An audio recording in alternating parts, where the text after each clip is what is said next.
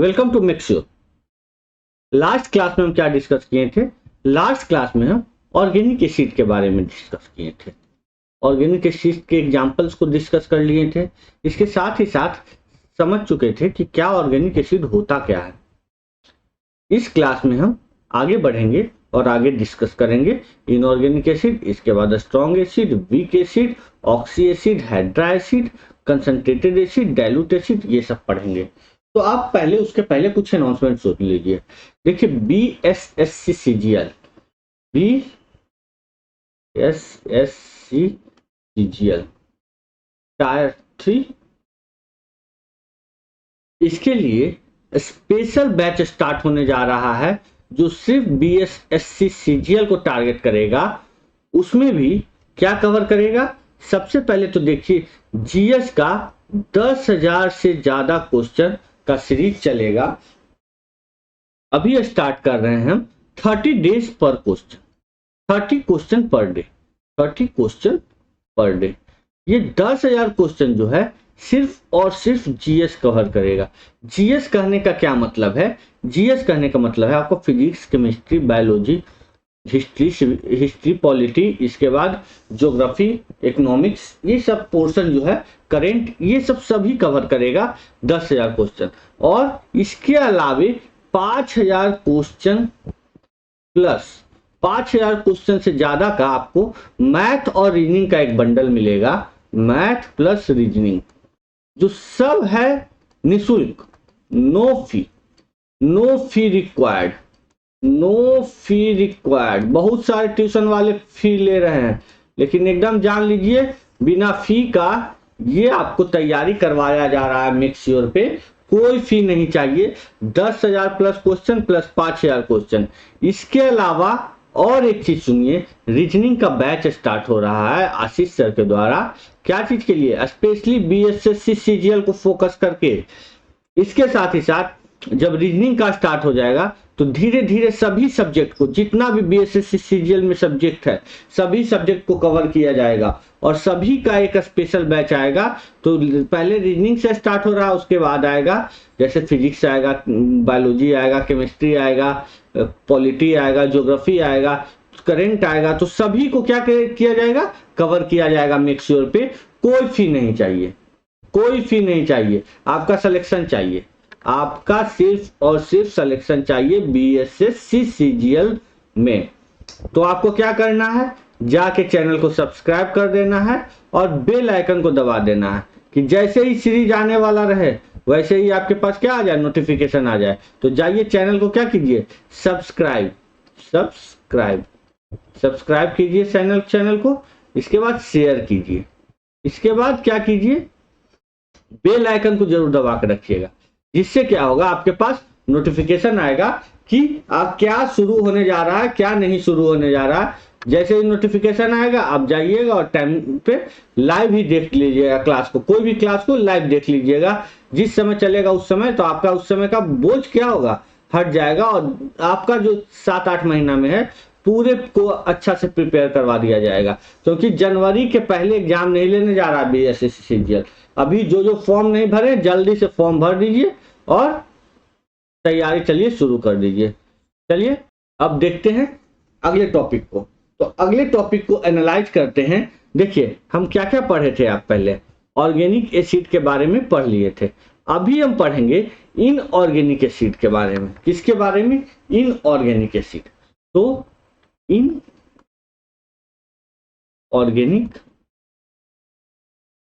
Acid, inorganic acid, inorganic acid को हिंदी में कहा जाता अकार्बनिक अम्ल।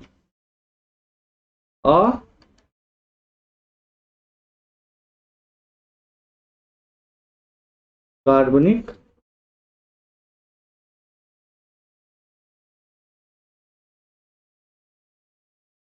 अकार्बनिक अम्ल। चलिए अकार्बनिक अम्ल को देखते हैं कि अकार्बनिक अम्ल क्या होता है। तो पहले हम क्या देखे थे? पहले ऑर्गेनिक एसिड को देखे थे। तो ऑर्गेनिक एसिड में हम क्या देखे थे? ऑर्गेनिक एसिड में हम ये देखे थे कि अम्ल होता, ऑर्गेनिक एसिड होता क्या है, उसमें क्या देखे थे हम कि उसमें कार्बन जो है इसेंशियल कंपोनेंट है, कि कार्बन उसमें प्रेजेंट रहेगा ही रहेगा। अब इसमें देखते हैं कि और इनऑर्गेनिक एसिड क्या होता है।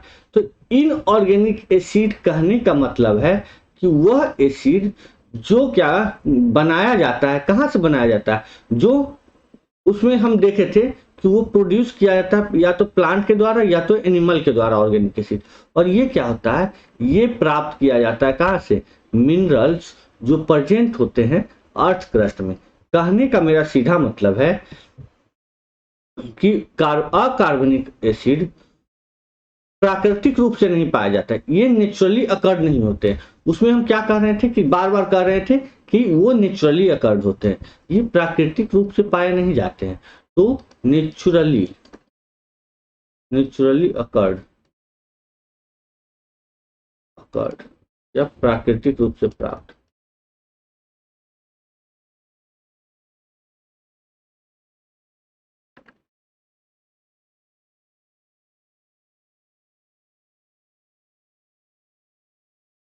ये जो होता है नेचुरली अकर्ड नहीं होता, प्राकृतिक रूप से प्राप्त नहीं होता, तो ये नेचुरली अकर्ड नहीं होता। इसको कहाँ से पाया जाता है, इसे जो है खनिजों से प्राप्त किया जाता है। पृथ्वी के अर्थ क्रस्ट में जो खनिज पाए जाते हैं उससे प्राप्त किया जाता है। तो लिखते हैं इसके डिफिनेशन को, उसके बाद हम इसके बारे में डिटेल में एनालाइज करें। अच्छा, जब ये खनिज से प्राप्त किया जाता है तो इसको खनिज अम्ल भी कहा जाता है, कहीं कहीं क्या कहा जाता है, खनिज अम्ल, खनिज अम्ल। और मिनरल एसिड कहा जाता है, क्या कहा जाता है, मिनरल एसिड कहा जाता है। इसके डिफिनेशन को लिख लेते हैं पहले, उसके बाद इसे डिटेल में आगे समझेंगे। लिखेंगे, क्या लिखेंगे, these are generally prepared from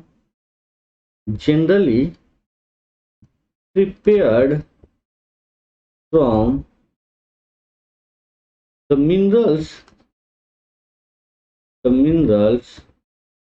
present in the earth crust। Hindi medium वाले भी इसे लिखेंगे, और हिंदी मीडियम वाले इसे लिखेंगे, कैसे लिखेंगे तो हम बता रहे हैं आपको। वो लिखेंगे कि खनिज अकार्बनिक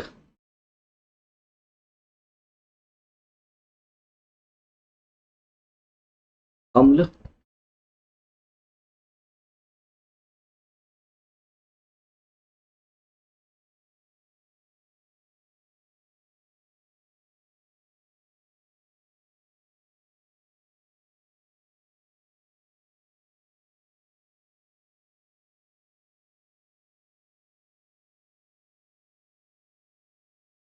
अकार्बनिकल खनिजों से प्राप्त किए जाते हैं, खनिजों से प्राप्त किए जाते हैं, सीधा से जाते हैं। अब खनिज अम्ल होता क्या है, खनिज अम्ल में होता है जो वो हाइड्रोजन या और भी अनेक तत्व क्या होते हैं, सम्मिलित होते हैं। उसका एग्जाम्पल देख के समझते हैं। तो इसमें मेनली क्या प्रेजेंट होता है, ये जरूरी नहीं है कि हाइड्रोजन ही प्रेजेंट होगा, लेकिन मेनली प्रेजेंट होता है हाइड्रोजन, मेनली हाइड्रोजन प्रेजेंट होता है, या different elements, many elements present होता है।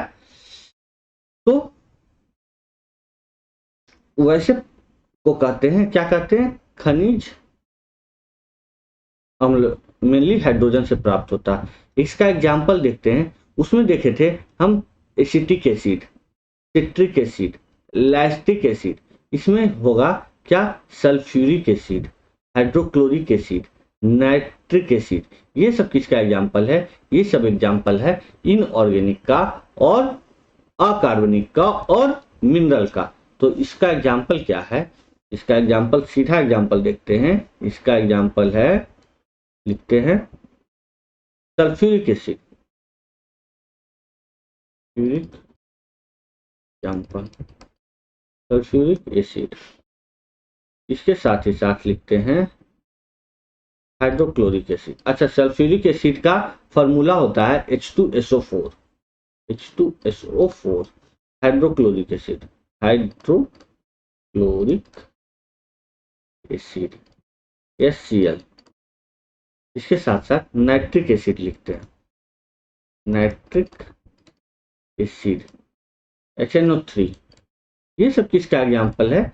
ये सब अकार्बनिक का एग्जाम्पल है। Nitric acid, hydrochloric acid, sulphuric acid, ये सब क्या चीज का एग्जाम्पल है? इनऑर्गेनिक कार्बन का एग्जाम्पल है। अब आगे बढ़ते हैं और देखते हैं क्या नेक्स्ट टाइप में देखते हैं ऑक्सीजन और हाइड्रोजन के उपस्थिति के आधार पे। तो उसके आधार पे दो तरह से डिवाइड किए थे। पहला किए थे ऑक्सी एसिड के रूप में, दूसरा किए थे हाइड्रा एसिड के रूप में। तो सबसे पहले देखते हैं ऑक्सी एसिड। ऑक्सी एसिड कहने का क्या मतलब है और हाइड्रा एसिड कहने का क्या मतलब है? ऑक्सी एसिड, चीजों को देखिए धीरे धीरे करके पूरी तरह से एनालाइज करवा देंगे। आप चीजों को एनालाइज करना सीख लीजिए, रटना भूल जाइए। एनालाइज कीजिए कि चीजें होती क्या है। देखिए, ऑक्सी एसिड कहने का मतलब है कि वैसा एसिड जिसमें दोनों प्रेजेंट हो, हाइड्रोजन भी हो और ऑक्सीजन भी हो, उसे कहा जाता है ऑक्सी एसिड। दिस, तो लिखेंगे क्या लिखेंगे? This acid. आप कहेंगे हाइड्रा है, तो हाइड्रा में क्या होगा और ऑक्सी में क्या अंतर है? तो ऑक्सी जो है वो हाइड्रोजन और ऑक्सीजन दोनों कंटेन करता है, और जो हाइड्रा है वो सिर्फ और सिर्फ हाइड्रोजन करता है कंटेन। वहां पे ऑक्सीजन क्या होता है? एब्सेंट होता है। ऑक्सीजन की यही खूबसूरती है कि वहां पे ऑक्सीजन, ऑक्सी एसिड की वही खूबसूरती है कि वहां पे हाइड्रोजन और ऑक्सीजन दोनों क्या होगा? प्रेजेंट होगा। तो these एसिड कंटेन क्या? Hydrogen and oxygen, both. देखिए, चीजों को समझिए एग्जाम्पल के रूप में। उस किसे ऑक्सी एसिड कहा जाता है? वैसे एसिड को जहां पे हाइड्रोजन और ऑक्सीजन दोनों प्रेजेंट हो, तो उसे क्या कहा जाता है? Oxy acid. एग्जाम्पल इसका देख लीजिए ऑक्सी एसिड का, जैसे H2SO4 देखिए, सल्फ्यूरिक एसिड। सल्फ्यूरिक एसिड कहने का मतलब क्या है? यहाँ हाइड्रोजन भी प्रेजेंट है और ऑक्सीजन भी प्रेजेंट है, और ऑक्सीजन और हाइड्रोजन के प्रेजेंस के आधार पे हम क्या निकाले हैं?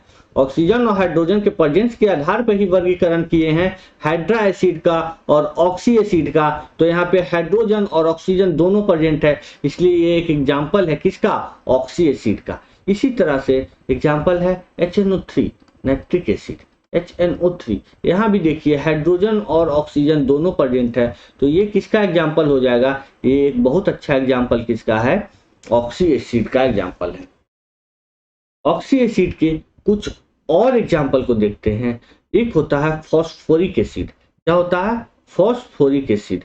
तो फॉस्फोरिक एसिड होता है जिसे कहेंगे H3PO4। क्या कहेंगे? H3PO4। H3PO4 ये होता है। अच्छा, इसका लिख देते, दो का तो ऊपर लिख दिए थे, फॉस्फोरिक एसिड, फोरिक एसिड। यहाँ भी देखिए हाइड्रोजन और ऑक्सीजन दोनों प्रेजेंट है। जब हाइड्रोजन और ऑक्सीजन दोनों प्रेजेंट रहेगा तो इसे क्या कहा जाएगा? ऑक्सी एसिड के रूप में जाना जाएगा। अब कुछ चीजें और जान लीजिए इसके बाद। ऑक्सी एसिड वह एसिड है जिसमें क्या होता है? हाइड्रोजन एटम जो होता है, हाइड्रोजन और एटम से एक ऑक्सीजन एटम हमेशा क्या होता है? संयुक्त रहता है। संयुक्त रहने का मतलब है जैसे हम आपको HNO3 बताएं और H3PO4 बताएं। इसको हम बताते हैं कि संयुक्त रहने का मतलब क्या होता है। आप समझिए, देखिए इसे हम लिखते हैं, पहले लिख लेते हैं, उसके बाद उन चीजों को समझते हैं। क्या बताएं आपको, हाइड्रोजन एटम, यहाँ पे क्या रहेगा, हाइड्रोजन एटम से एक ऑक्सीजन एटम संयुक्त रूप से जुड़ा रहता है, संयुक्त रहता है या संयुक्त जुड़ा रहता है।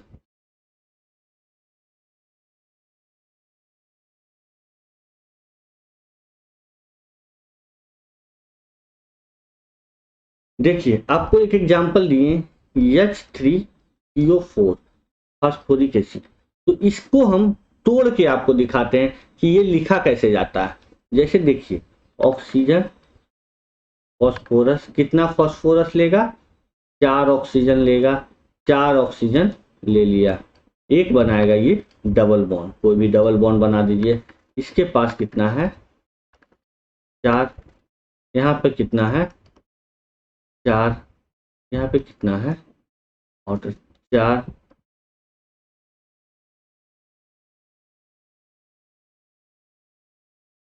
अब ये बॉन्डिंग बन गया। अब देखिए क्या बॉन्डिंग बना, यहाँ से भी एक हाइड्रोजन जुड़ा रहेगा, यहाँ से एक हाइड्रोजन जुड़ा रहेगा, और यहाँ से एक हाइड्रोजन जुड़ा रहेगा। इसके स्ट्रक्चर को सिर्फ एनालाइज आपको करना है। हम क्या बोले, हाइड्रोजन और एटम से एक ऑक्सीजन एटम संयुक्त जुड़ा रहता है। तो देखिए ऑक्सीजन से हाइड्रोजन यहाँ पे क्या है, जुड़ा है, ऑक्सीजन से हाइड्रोजन जुड़ा है, यहाँ भी जुड़ा है ऑक्सीजन से हाइड्रोजन। तो चलिए दूसरे एग्जाम्पल को भी एनालाइज करते हैं उस तरह से। HNO3 को एग्जाम्पल को एनालाइज करते हैं। HNO3 नाइट्रिक एसिड, क्या है नाइट्रिक एसिड, नाइट्रिक एसिड का स्ट्रक्चर क्या होता है, नाइट्रोजन से 3 ऑक्सीजन जुड़ा है, नाइट्रोजन से 3 ऑक्सीजन जुड़ा है। अच्छा चलिए, ऑक्सीजन जुड़ा है, एक तो डबल बॉन्ड से रहेगा, नाइट्रोजन प्लस ऑक्सीजन माइनस। इसको लिखने का मतलब आप याद सिर्फ रखिएगा, हाइड्रोजन और ऑक्सीजन जहां जहां प्रेजेंट रहेगा उसे आप क्या कर दीजिएगा, ऑक्सी एसिड कर दीजिएगा। और देखिए यहाँ ऑक्सीजन से क्या है, एक और हाइड्रोजन क्या है, जुड़ा है। तो जहां एक ऑक्सीजन और एक हाइड्रोजन रहेगा वहां पे हाइड्रोजन ऑक्सीजन से जुड़ेगा, रिएक्शन करेगा तो वो जुड़ेगा किसी रूप में, इसीलिए इसको क्या कहा जाता है, ऑक्सी एसिड कहा जाता है। देखिए ऑक्सी एसिड को ऑक्सो एसिड भी कहा जाता है। तो ऑक्सी एसिड को किस नाम से जाना जाता है, यदि आप देख लीजिए तो ऑक्सी एसिड को दूसरे नाम से जाना जाता है जिसे कहा जाता है ऑक्सो एसिड। हम यहाँ लिख के दिखाते हैं, ऑक्सो एसिड, ऑक्सी एसिड के जगह पे ऑक्सो एसिड भी आप लिख सकते हैं। तो इसको ऑक्सो अम्ल के नाम से भी जाना जाता है, ऑक्सो अम्ल, ऑक्सो अम्ल। ये तो आप समझ गए होंगे। तो ऑक्सी एसिड बहुत सिंपल था जिसे हम देख लिए हैं। अब हाइड्रा एसिड के बारे में भी बताएं, जिसमें क्या होता है, ऑक्सीजन एटम नहीं पाया जाता है, उसे क्या कहा जाता है, हाइड्रा एसिड कहा जाता है। तो हाइड्रा एसिड को देखते हैं, हाइड्रा एसिड को एनालाइज करते हैं,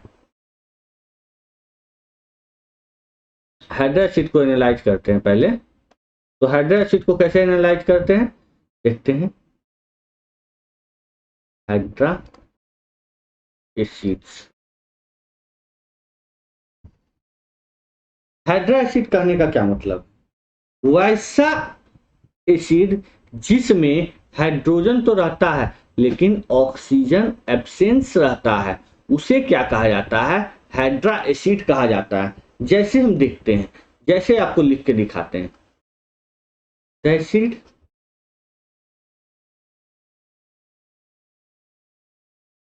the acid in which oxygen is present, oxygen is absent, oxygen is absent। ये भी लिख सकते हैं, या तो लिख सकते हैं द एसिड, और कर देते हैं यहाँ पे समझ में आ जाएगा, the acid which contain hydrogen, hydrogen but not but oxygen is absent लिख देते हैं। क्या लिखते हैं? Oxygen is absent is hydra acid. या तो समझ लीजिए कि ऑक्सीजन एब्सेंट है, या तो दूसरे रूप में समझ लीजिए कि ऑक्सीजन एब्सेंट है तो अपने आप समझना पड़ेगा कि हाइड्रोजन वहां प्रेजेंट है, और हाइड्रोजन यदि प्रेजेंट है तो इसको दूसरे रूप में ऐसे लिख सकते हैं, content hydrogen and oxygen is absent. तो इसका एग्जाम्पल देखते हैं, एग्जाम्पल से इसे समझने की कोशिश करते हैं कि ये है क्या, ये किस बला का नाम है। तो इसको एग्जाम्पल से समझते हैं, तो इसको एक एग्जाम्पल से समझते हैं। आपको हम अभी बता रहे थे hydrochloric acid HCl hydrochloric acid होता है, जो एग्जाम्पल है हाइड्रा एसिड का। यहाँ देखिए ऑक्सीजन प्रेजेंट नहीं है, इसके साथ ही साथ HBr। तो अच्छा, इसको तो इसका नाम तो हम आपको पहले भी अभी लिख के बताए हैं, इसका क्या होगा, इसको कहेंगे हाइड्रोजन ब्रोमाइड।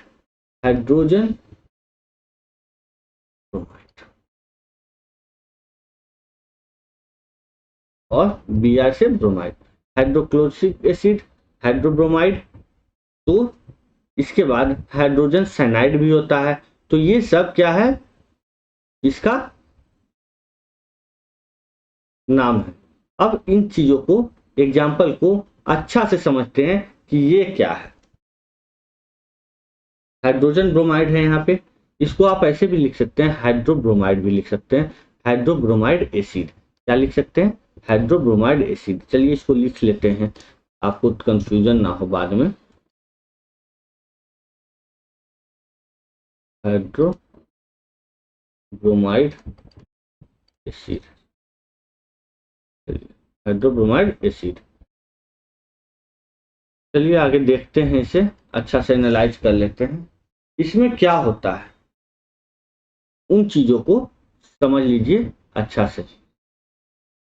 जो जिसमें ऑक्सीजन नहीं पाया जाता है तथा हाइड्रोजन हैलोजन ग्रुप के किसी भी तत्व तथा हाइड्रोजन के समान किसी भी तत्व के साथ यदि संयोजित हो जाता है हाइड्रोजन, हैलोजन समूह के किसी भी तत्व के साथ यदि हाइड्रोजन क्या होता है,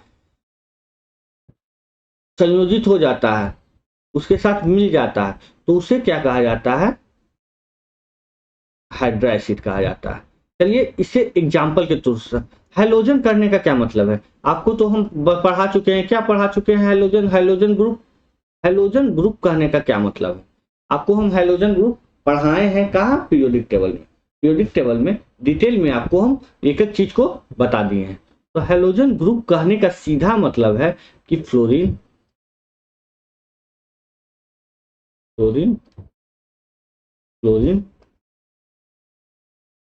ब्रोमीन,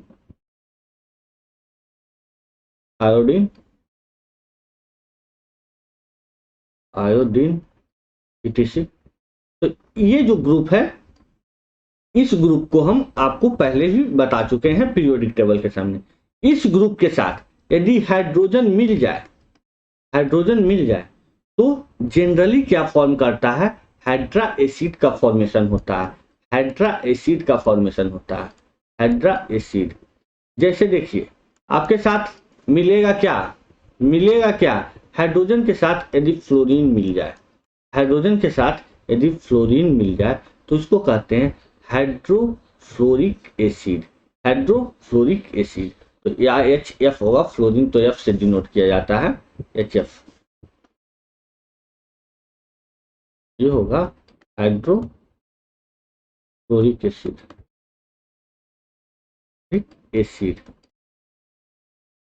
इसके साथ ही साथ देखिए HBr आपको हम पहले बता दिए हैं, इसके साथ ही साथ HCl आपको बता दिए, हाइड्रोक्लोरिक एसिड। क्या हो जाएगा? Hydrochloric acid. तो ये सब क्या चीज का एग्जाम्पल है? ये सीधा एग्जाम्पल है, हाइड्रा एसिड का एग्जाम्पल है। तो ये जो मिल जाएगा आपको, सीधा आप हाइड्रा एसिड में डाल दीजिएगा। अब आगे बढ़ते हैं और देखते हैं स्ट्रॉन्ग एसिड क्या होता है और वीक एसिड क्या होता है। तो स्ट्रॉन्ग एसिड और वीक एसिड को नेक्स्ट क्लासिफिकेशन को हम देखते हैं।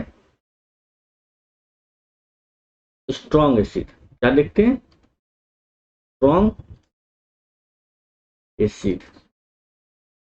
अब स्ट्रॉन्ग एसिड को समझने की कोशिश कीजिएगा कि स्ट्रॉन्ग एसिड होता क्या है। वैसा एसिड जो कंप्लीटली क्या हो जाए, डिसोसिएट हो जाए, कहां पे, जब पानी में क्या हो, डिजोल्व किया जाए, वैसे एसिड को कहते हैं क्या, स्ट्रॉन्ग एसिड कहते हैं। अच्छा, डिसोसिएट हो जाए, क्या हो जाए, डिसोसिएट हो जाए, डिजोल्व हो जाए, समझ में नहीं आ रहा। किसको समझ में नहीं आ रहा, हिंदी मीडियम वाले को समझ में नहीं आ रहा। तो ये समझ लीजिए कि जो जलीय विलयन होता है, जो एक्वस सॉल्यूशन होता है में पूर्णतः क्या हो जाए, आयोनाइज्ड हो जाए, उसे क्या कहते हैं, प्रबल विलयन कहते हैं या स्ट्रॉन्ग एसिड कहते हैं। मतलब पूर्णतः क्या हो जाए, घुल जाए एक्वस सॉल्यूशन में, उसे क्या कहा जाता है, स्ट्रॉन्ग एसिड कहा जाता है, प्रबल विलयन कहा जाता है। प्रबल अम्ल, विलयन बोले, प्रबल अम्ल। तो इसको लिखेंगे सीधा सीधी एकदम सिंपल तरीके से डिफिनेशन को लिखेंगे कि द एसिड देखिए जो पूर्णतः क्या हो जाए, घुल जाए जाके वो वाटर में, पानी में, एक्वस सॉल्यूशन में, तो उसे क्या कहेंगे, हम स्ट्रॉन्ग एसिड कहेंगे। और जो पार्शियली घुले पानी में डिजोल्व करने के बाद, उसे क्या कहेंगे, वीक एसिड कहा जाता है। वीक एसिड का एग्जाम्पल होता है एसिटिक एसिड, और वहीं स्ट्रॉन्ग एसिड का एग्जाम्पल होता है हाइड्रोक्लोरिक एसिड। तो द एसिड विच डिसोसिएट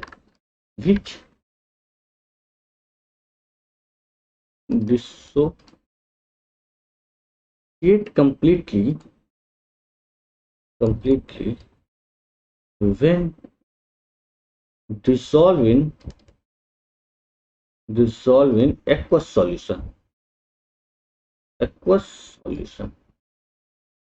और यहाँ वाटर भी कह सकते हैं, वाटर, कुछ भी लिख लीजिए, बात बराबर है। चलिए, लिखना चाहिए, डिफिनेशन समझ में आना चाहिए कि क्या हो रहा है यहाँ पे। क्या कहेंगे इसे, जलीय विलयन में यदि पूर्णता, जलीय विलयन क्या, सॉल्यूशन को हिंदी में कहते हैं विलयन। जलीय विलयन में पूर्णता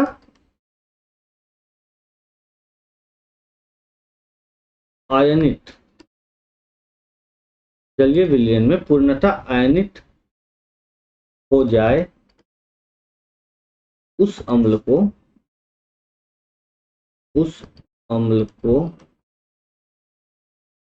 प्रबल अम्ल कहते हैं। प्रबल अम्ल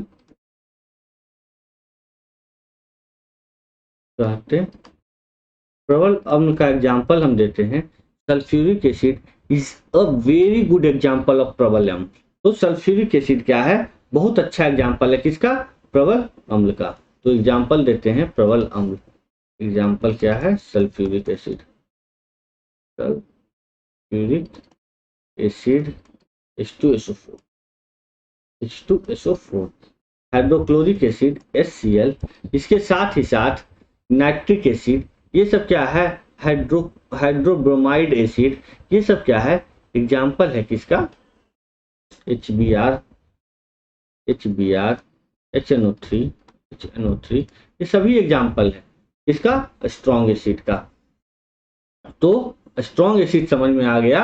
अब हम क्या करते हैं, चलते हैं किसके तरफ, वीक एसिड की तरफ। चलिए, इस स्ट्रॉन्ग एसिड में एक चीज और समझ लीजिए आप, कि जहां से आपका क्वेश्चन पूछ सकता है। देखिए, प्रबल अम्ल में होता क्या है, प्रबल अम्ल में जो प्रोटोन होता है, उसको कह लीजिए, प्रोटोन कह लीजिए, या कह लीजिए हाइड्रोजन आयन जो होता है, वो उसकी जो होती है, त्याग करने की होती है, जो उच्च क्षमता होती है। अर्थात कहने का मतलब है कि प्रबल अम्ल अपने संगठक तत्वों के आयनों में विखंडित हो जाता है।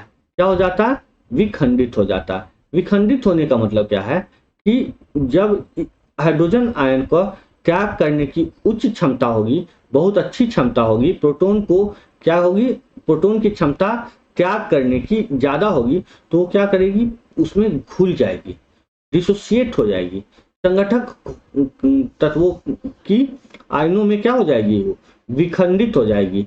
विखंडित हो जाएगी तो क्या हो जाएगी, एक्वस सॉल्यूशन में वो घुल जाएगी, जिसके कारण क्या होता है, स्ट्रॉन्ग एसिड जो होता है इसे स्ट्रॉन्ग एसिड कहा जाता है। इसको क्या कहा जाता है, स्ट्रॉन्ग एसिड कहा जाता है। तो स्ट्रॉन्ग एसिड को आप समझ गए। अब लिखते हैं वीक एसिड के बारे। चलिए स्ट्रॉन्ग एसिड के बारे में इन चीजों को जो बताए हैं उसे लिख लेते हैं, तो आपको ज्यादा क्लियर हो जाएगा कि कहना क्या चाह रहे थे। कहना ये चाह रहे थे कि प्रबल अम्लों में, स्ट्रॉन्ग एसिड में, स्ट्रॉन्ग एसिड में प्रोटॉन या हाइड्रोजन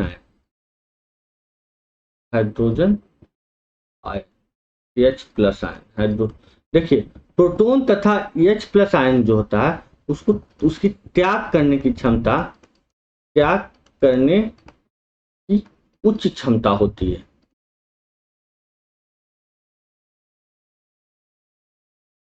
क्षमता होती है और इसकी उच्च क्षमता होती है। इसके कहने का मतलब है कि प्रबल अम्ल जो होता है अपने संगठक तत्वों के आयनों में क्या हो जाता है, विखंडित हो जाता है। तो बस इतना जान लीजिए, इसकी जो क्षमता होती है उच्च क्षमता होती है, जिसके कारण ये डिसोसिएट हो जाता है वाटर में। तो ये इंपॉर्टेंट पॉइंट है।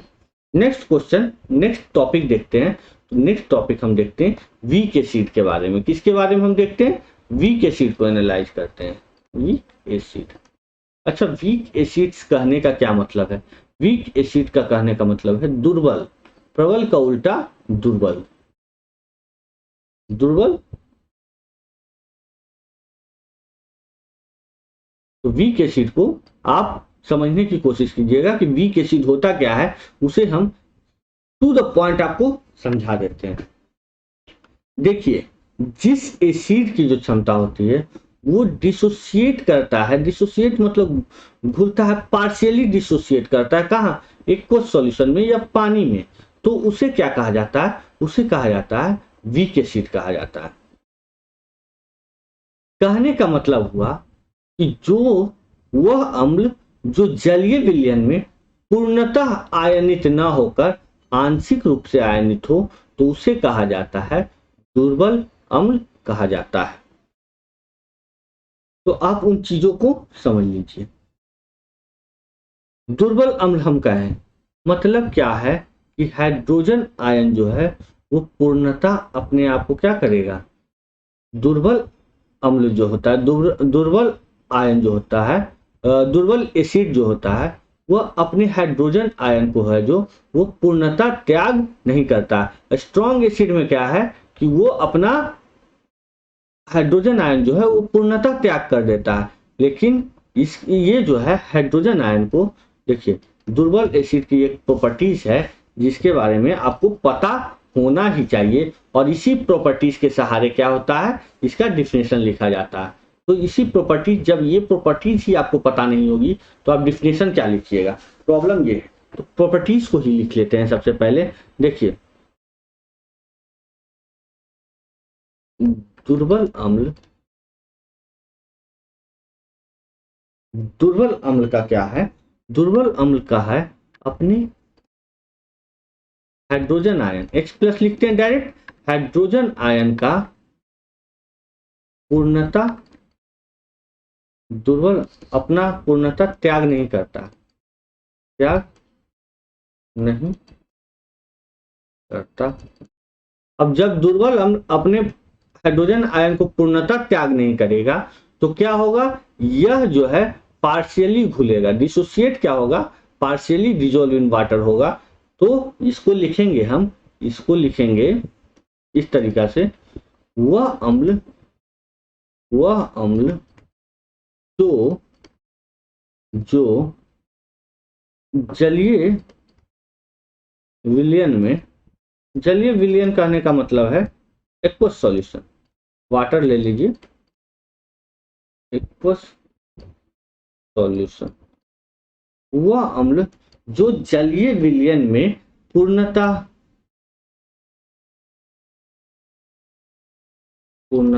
आयनित ना होकर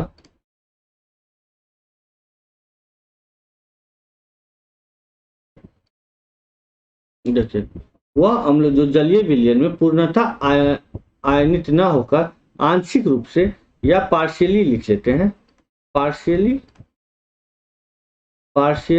आयनित हो उसे वीक एसिड कहा जाता है, वीक एसिड कहा जाता है। अच्छा, आयनित क्या होता है नहीं होता है, ये सब कहानी हम आपको राम कहानी आयन के बारे में पहले बता चुके हैं। इसको थोड़ा सा और सिंपल कर देते हैं आपके पॉइंट ऑफ अंडरस्टैंडिंग के अच्छी बेसिस पे। तो इसको सीधा सीधी लिखिएगा, इंग्लिश मीडियम वाले और हिंदी वाले भी समझ लीजिए। Which the acid which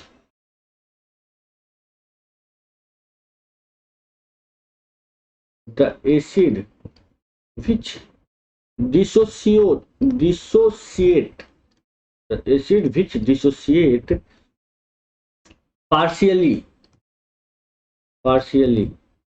when dissolve in water. एक को सॉल्यूशन कर सकते हैं, वाटर कर सकते हैं, कुछ भी वाटर ही कर लेते हैं, या ब्रैकेट में आपको लिखना है तो लिख लीजिए एक्वस सॉल्यूशन। ये हो गया वीक एसिड का पूरा डिफिनेशन। अब वीक एसिड के एग्जाम्पल को एनालाइज करने की कोशिश करते हैं कि वीक एसिड का एग्जाम्पल क्या होता है। वीक एसिड का सबसे इंपॉर्टेंट एग्जाम्पल है कि आप ले लीजिए कोई भी ऑर्गेनिक एसिड को। ऑर्गेनिक एसिड कहने का मतलब है जिसमें क्या हो, कार्बन का प्रेजेंस हो। कार्बन का प्रेजेंस हो तो ले लेते हैं हम इसको कह सकते हैं एसिटिक एसिड ले लेते हैं।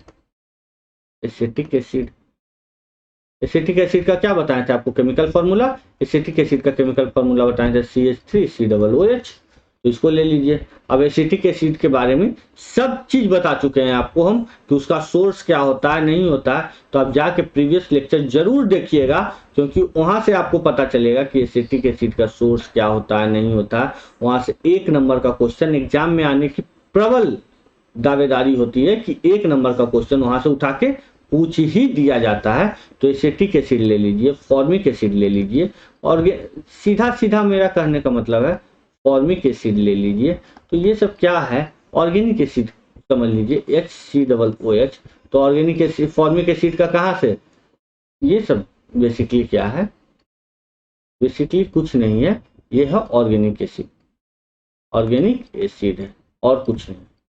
चलिए इसके साथ ही साथ कुछ और एसिड ले सकते हैं। हाइड्रोजन सल्फाइड हो गया, ये भी क्या होता है, हाइड्रोजन सल्फाइड।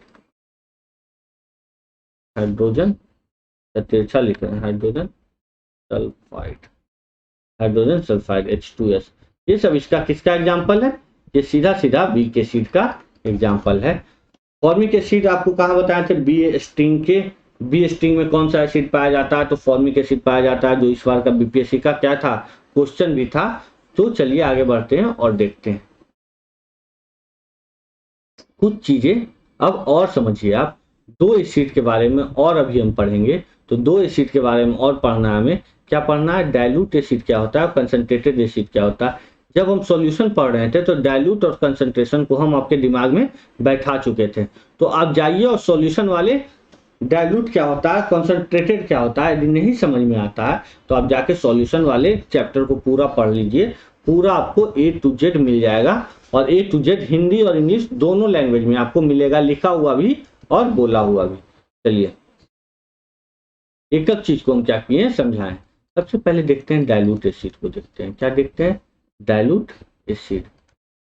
डाइल्यूट एसिड कहने का मतलब क्या है, डाइल्यूट एसिड को हिंदी में कहते हैं तनु अम्ल। तनु अम्ल। अब तनु अम्ल कहने का मतलब क्या है कि वह अम्लीय विलयन, वह एसिडिक सॉल्यूशन जिसमें क्या होता है, अम्ल की मात्रा जो होती है वो विलायक की तुलना में, विलायक किसको कहते हैं, सॉल्वेंट की तुलना में कम होती है। तो उसे कहा जाता है डाइल्यूट एसिड या तनु अम्ल कहा जाता है। तो तनु अम्ल कहने का मतलब क्या होगा, इसे लिख लेते हैं। डाइल्यूट एसिड कहने का मतलब होता है इफ concentration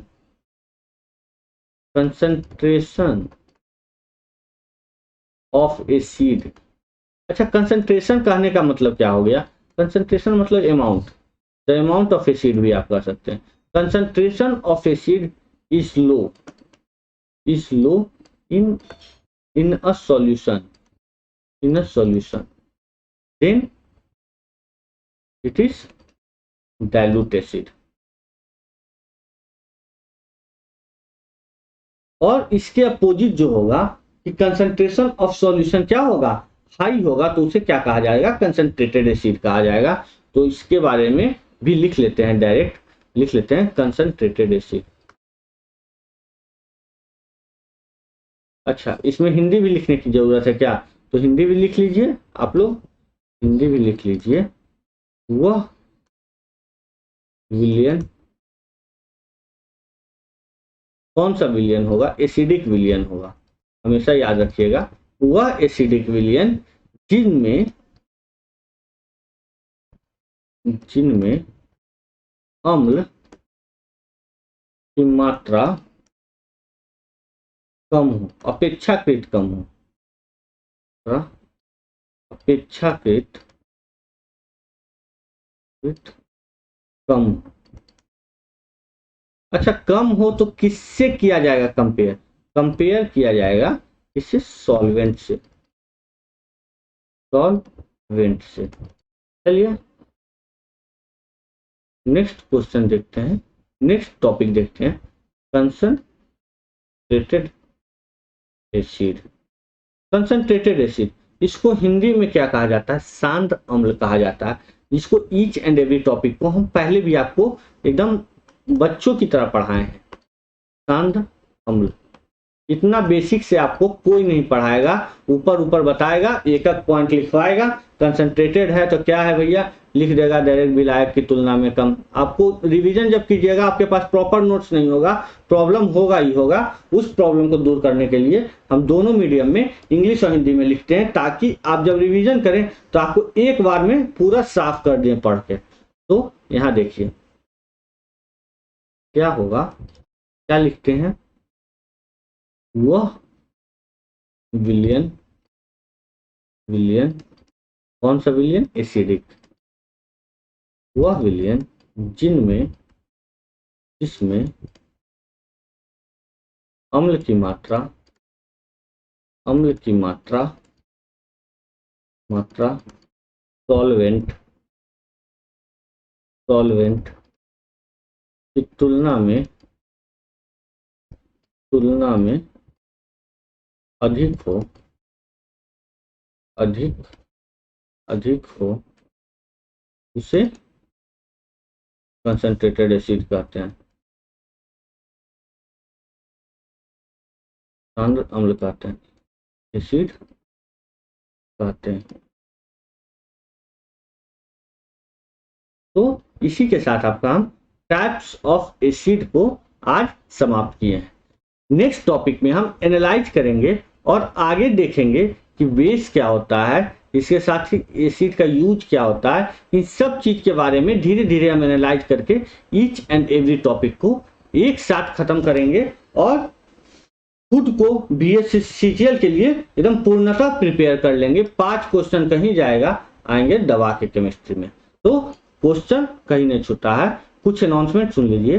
देखिए BSSC CGL का जो है स्पेशल बैच स्टार्ट हो रहा है 10,000 प्लस क्वेश्चन का, इसके साथ ही साथ 5,000 प्लस क्वेश्चन का। बोलिएगा दो चीज क्या लिख दिए हैं भैया, तो ये है कि 5,000 मैथ प्लस रीजनिंग का और इसके साथ ही साथ ये जो है GS का, ये जो है 10,000 क्वेश्चन GS का। और रीजनिंग का क्लास भी स्टार्ट हो रहा है।